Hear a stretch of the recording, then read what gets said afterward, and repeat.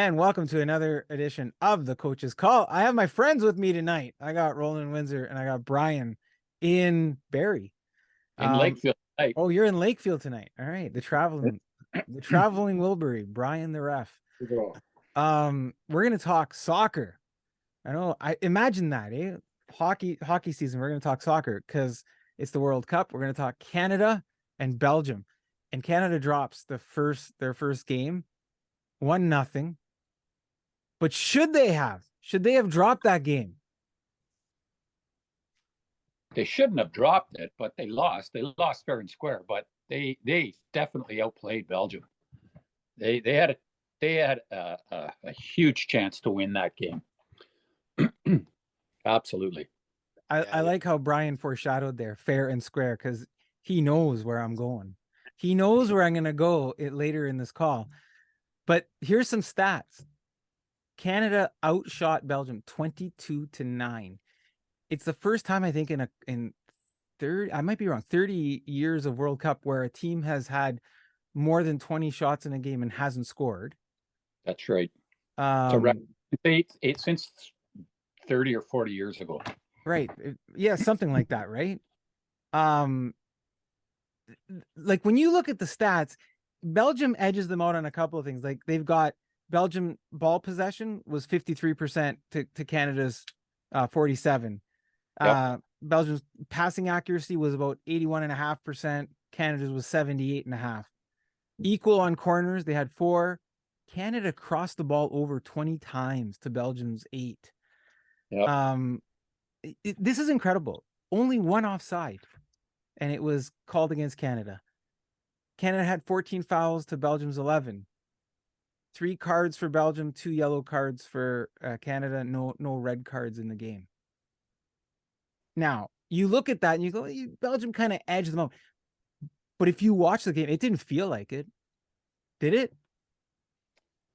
No, definitely. Go ahead, Rolly. I just saw the highlights, and it looked like Canada outplayed them. They didn't score on their opportunity to change the game. That penalty shot that Alphonso Davies had, you got to put that in. You got to put that in, man. You can't let that go by. And then there were a couple more other fouls that were close. I've watched them dissected on TV. Was it a foul? Was it not a foul? Another couple of penalties. Who knows? The ref didn't call them, but Canada outplayed. And we got to remember, too, that Belgium, they're ranked second in the world. Yep. And Canada played a great game. But in fairness, Belgium was missing Lukaku, so they're missing one of their top guys. But I agree with you, Rolly. I watched the whole game. And Canada came out of the gate guns a-blazing. Like, it was unreal. And you just kind of were waiting for that first Canadian goal to happen. And then you're sitting there and they get the call and you see Davies, who, many will argue probably shouldn't have been the one taking the penalty kick. But you thought, okay, here it is. He's going to, the Canadian boy, the superstar, the story, the face of the team, and a pretty weak penalty kick. And that, I think that might have set them back a little bit. But they still came out and played their hearts out. And then a momentary lapse, and 2 minutes before the end of the first half, Belgium strikes on an opportunity, and they're up 1-0. Alfonso whiffed on that penalty kick. Yeah, I agree. I don't think he should have been taking it. He doesn't generally take penalty kicks. I was wondering if he, and it's easy for us. We're sitting here watching it, and he's out there on the field, but the pressure of that moment, I don't know, like, and you're kind of looking at him and you're like, is he going to go? Is he going to kick? It's been off a long time. Like, it seemed to take a bit. And I just thought that he gave it away. I felt like he gave away where he was going with the ball, his body language and everything. Not what I was expecting. But I think that was a lost opportunity, that penalty, obviously. And I'm stating the obvious, right? Another opportunity not to forget, though, because I know we talk about goaltending in hockey quite a bit, but Belgium has probably the number 1 ranked goalie. The guy's phenomenal. He's been ranked high in the last few World Cups. So he played great. Yeah.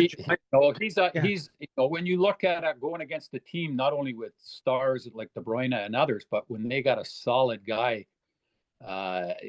backing them up in the net, Yeah. pretty tough for Canada. They had lots of chances, but Yeah. he ground. Even the spots where Canada was on target and everything, he played great. The goalie did play great, but there were a couple of instances where, and I know you don't like when I talk about the refs, Brian, but there were a couple of instances that they were obvious fouls that had the I potential to disagree with change you. the part of the game. I disagree with you. So when the Belgian player stepped on the Canadian player's foot and the guy goes flying, and at that moment it looked like the ref was actually going to give Canada a diving penalty. I was looking, and Canada's begging, going, no, please. And I'm Yeah. going, what are you talking about? He stepped on his foot. So listen, you're the guy on video. So I'm going to ask you to go to the video and watch it, because it's the same in baseball. And it's kind of like a baseball play. If the player runs and steps out of the baseline. So if you look at the Canadian player, he ran into and he changed his gait up when he was running, and you watch it in slow motion. How do you His run leg into comes out. somebody and have them step on your foot? I've heard everything. If you're running side by side and then you're the runner and you put your foot out to the left, the guy's going to step on it. If you keep it in this, if the offending player reaches out and steps on your foot, absolutely, it's a foul. I hate to bring. Watch it, Guido. I hate to bring this to hockey. So when the guy sticks out his stick and the other guy runs into it, the guy running into it should not run into the guy's stick, and it shouldn't be a high stick. If a guy sticks his skate out and for the other guy to trip him up, absolutely, they're not going to. Canada was running with the ball and he got stepped on. You know what? I think if they called it the other way, there wouldn't have been an argument either. It was that kind of close of a play. And I'm not going to say that maybe in soccer they do. The ref kind of, it's up to him. It's his judgment to say, was it or what, even though he went to VAR and they looked at it and said, no, my original call was good. It's not a penalty shot. It could have been a penalty shot as well. It could have gone either way. I'll be honest with you. And so here's where it comes down to, because we've had this talk before. Did the ref cost Canada the game? No. Canada lost the game on their own. So that's where you got to get it. So to say, Guido, that Canada was robbed. No. I didn't say they were robbed of a victory. I said, could it have changed the outcome of the game? Yes, it could have. Did Canada lose the game? Yes, they did. Should those they calls, were 0 for 1 on penalty kick, should those calls have been made? I got a feeling they weren't made, because he made that initial call where Canada got the goal kick at the beginning, and then he kind of backed off a little bit. Now, I want to throw something else out there.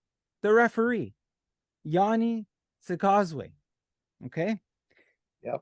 Yanni Sikazwe was I know where you're going. was suspended by the Confederation of the African Football for biased officiating. It was a few years ago now. He was eventually cleared, but he was initially suspended for biased officiating. Just saying. And I'm not a conspiracy theorist kind of person, but this is somebody with some history of biased officiating. Yeah. So here's the other thing. So it's like anything. You got to look at. He had a game.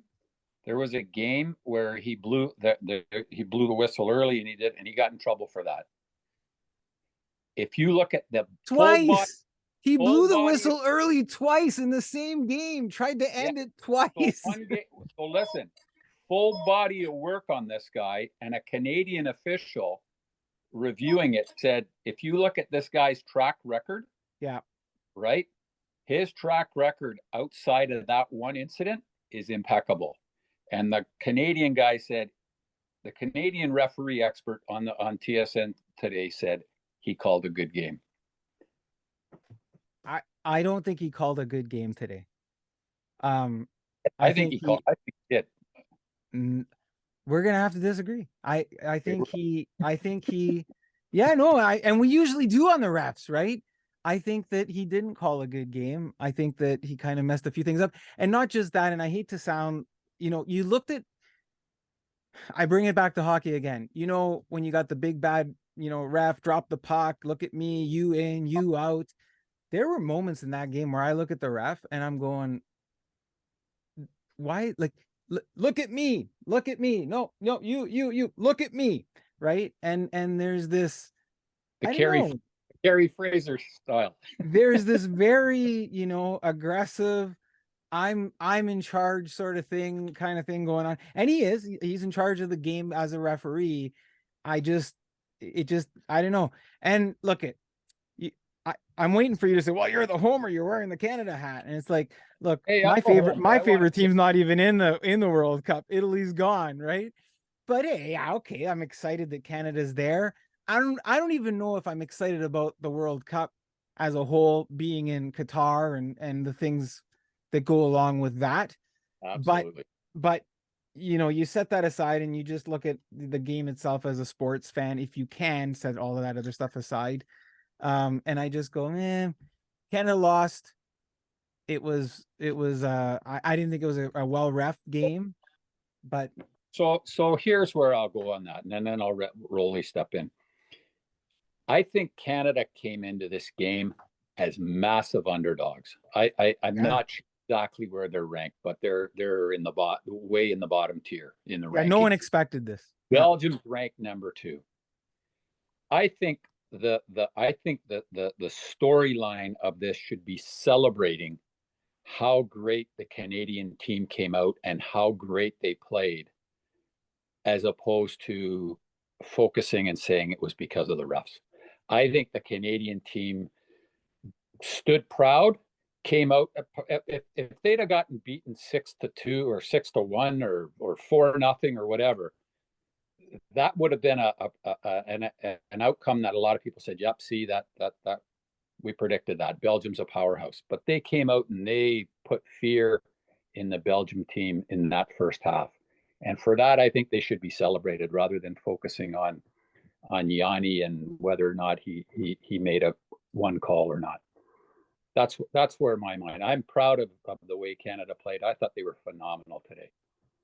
I think even the Belgian coach came out after the game and said, Canada outplayed us today. And they had a strong game. They outplayed us.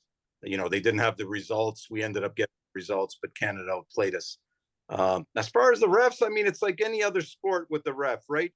You're going to get, even in soccer, like the best ref is the one you don't notice that makes the call, and the game runs smoothly for 90 minutes or plus or whatever, and you don't even know who the ref is. It's like he called a fantastic games. You're going to get games like, oh, it should have been this, it should have been that. I didn't watch the whole game, so I can't comment on this ref, but I did read some of the stories about him prior. But everybody's a really good ref, and he's past that. So I don't really have a comment on him. John Herdman, the coach of the Canadian team, took the high road and said, I can't change anything about what the ref did. They're doing their best. They make mistakes. We make mistakes. It's time to look forward. And so on the coach's call, that's what we will do. We will look forward, guys. Thanks for being with us. Join us on the next show. Right on. Go Canada. Good. Yeah.